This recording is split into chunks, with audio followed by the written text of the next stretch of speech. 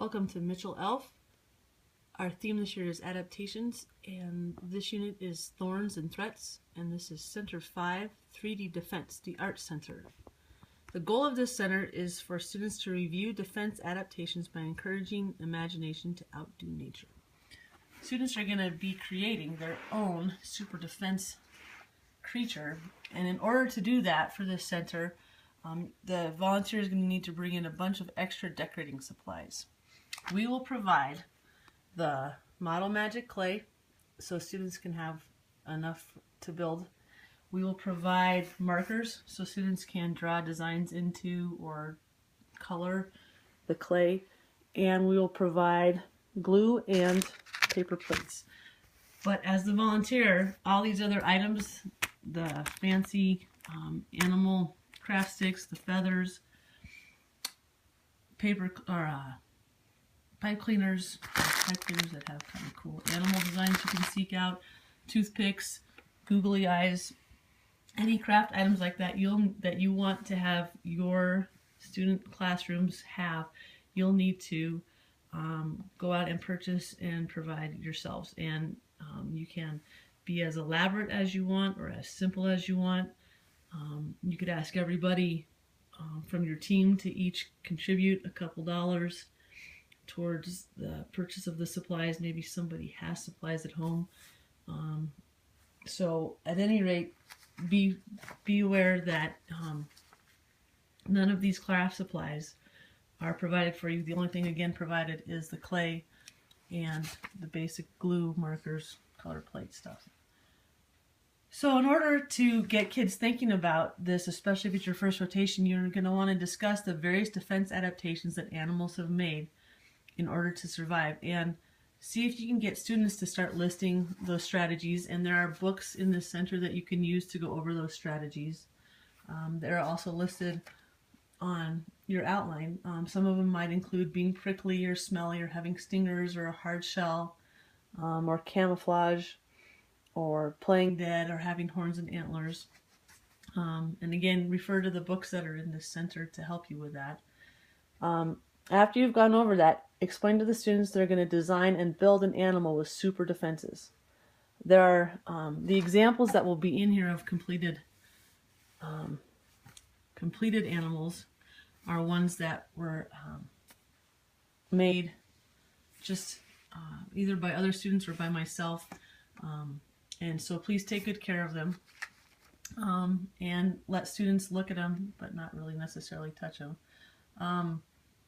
Then you're going to give each student a paper plate, and you're going to have them on this paper plate sketch an idea of what their animal is going to look like.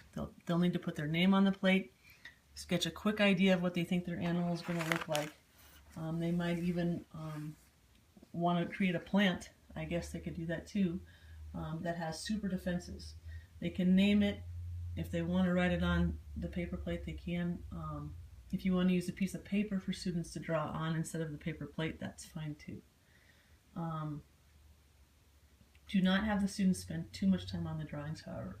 When they're done with their drawings, give them a half a package of this model magic clay.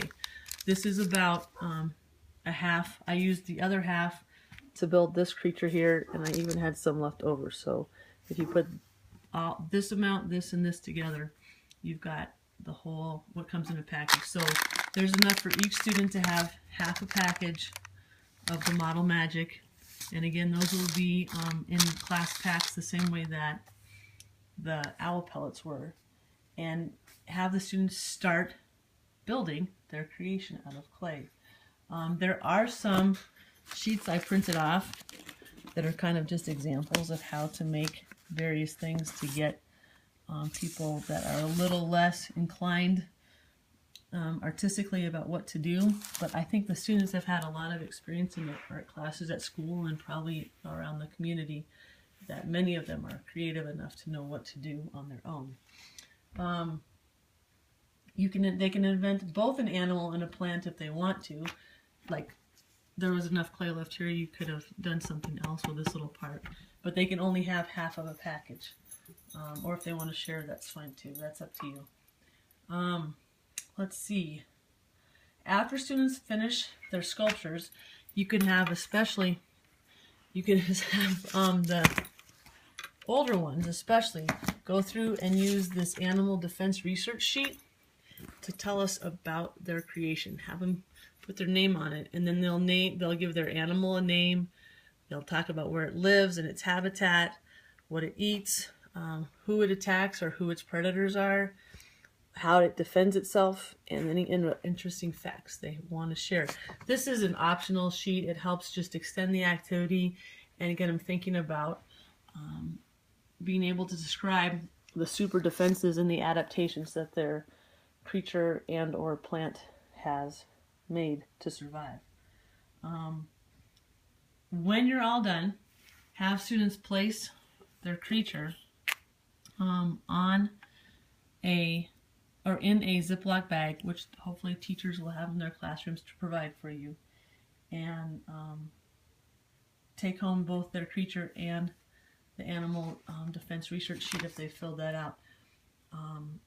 You might ask the teacher how they want you to have them take that home, if they want it to go home on Friday with the Friday folder stuff, or just go directly in the backpack, or if you've developed a system over this year that helps send these wonderful items from ELF home for kids to share with their parents. Awesome. Good work there. Okay, I think that's about it. So again, make sure that you plan ahead and go out and get some supplies so that the students can have a good time creating their super defense creatures.